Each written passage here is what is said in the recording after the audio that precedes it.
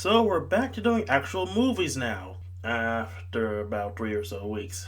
But now we're starting back with movies with Jirachi Wishmaker. Originally released on July 19th, 2003 in Japan, and then on June 1st, 2004 in America, this is also the first of the movies to have a major voice actor change, considering the fact that the original voices for those characters left after this movie. This is also the very first of the Advanced Generation series, basically the Hoenn movies. Well, Hoenn and Battle Frontier, if you want to be pedantic. This is also the first movie that will be featuring two new characters, May and Max. We'll not really talk about them. That's the story for another day. But Brock's still here, so there's still someone for us old people to enjoy. But Misty's gone, she's never coming back. So then, this movie begins with what will become the standard for a Pokemon movie, the opening monologue. It also sets us with our framing device for the whole movie with the Millennium Comet, which comes around every millennium or so, and lasts 7 days in the sky. And our group starts out pretty much like they'll start out with the rest of these movies, going to special events or festivals and whatnot. This time they're trying to find a festival that they can't find because apparently they're lost. They decide to call it a night, but overnight the festival appears as it's actually a roving festival involving a bunch of vans and trucks, and you know how roving festivals work.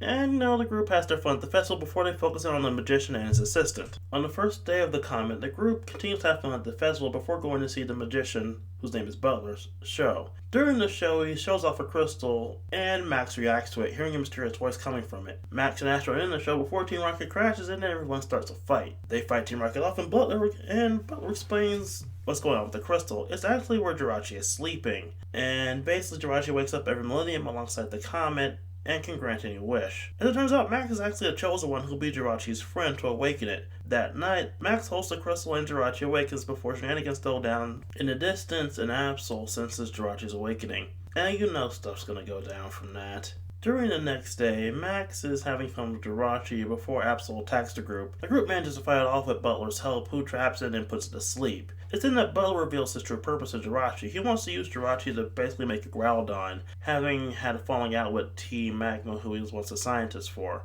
Ultimately, his plan fails and everybody rushes off, stealing Butler's van as they head off to run away from him. Of course, Butler's tracking him and follows afterwards. On the third day, Diane, who was Butler's assistant slash girlfriend, basically explains what we already know, that Butler has a connection to Team Magma, and he ultimately wants to revive Groudon in order to basically prove he's right to them. The fourth, fifth, and sixth days are pretty much spent all the same way as they're driving towards Jirachi's home of Forina, which they manage to arrive to on the sixth day. All the while, Max feels afraid that he's going to inevitably have to part with Jirachi, which leads to a rather touchy moment where Ash alludes to Misty and that, yeah, you're going to have to leave your friends at one point or another, but doesn't mean you'll stop being friends. And it's a pretty touching moment and probably one of the best in the movie. On the seventh and last day, everyone prepares to say their farewells to Jirachi.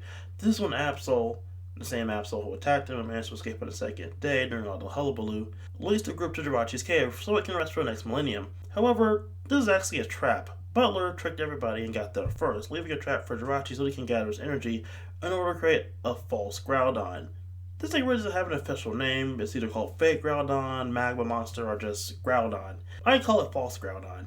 On a fun note, this is actually a parallel with something that happens later in the Pokemon Special manga with a fake Kyogre that was created by Archie. The fake Groudon begins absorbing and eating everything it can get its hands on, engulfing every living thing in sight. During this, it attacks Butler, but before Butler can be eaten, Diane jumps in the way. She sacrifices herself for the man she loves. It's in this moment that Butler realizes what a mistake he's made and joins the fight against fake Groudon. Also during this moment, May and Brock get eaten by the thing too, so it's serious now. Butler realizes the only way to stop it is to reverse the polarity, make a Doctor Who joke if you will, and absorb it back into Jirachi. They manage to do an absorption, and Jirachi absorbs the energy, defeating fake Groudon as it fades away. However, this is the last day and it's slowly falling asleep. Everyone sings a peaceful lullaby in order to send itself into its dreams, and it falls asleep, fading to the ground in its crystal form. Everyone departs the next day, stating that they will continue pursuing their dreams, with Jirachi sending one last telepathic message to Max, saying that they'll be friends forever. So then, how's this movie overall?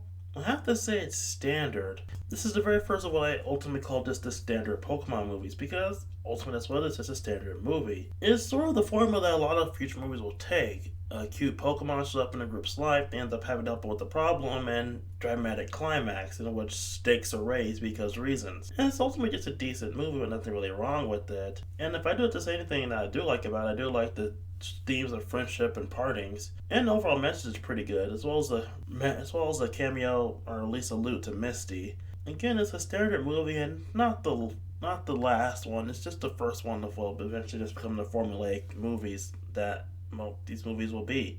Again, from here on, standard formula, cute Pokemon, shenanigans, dramatic climax where stakes are raised. At least this one focuses more on Max and not Ash, because my God, they start focusing on Ash a lot more in these things.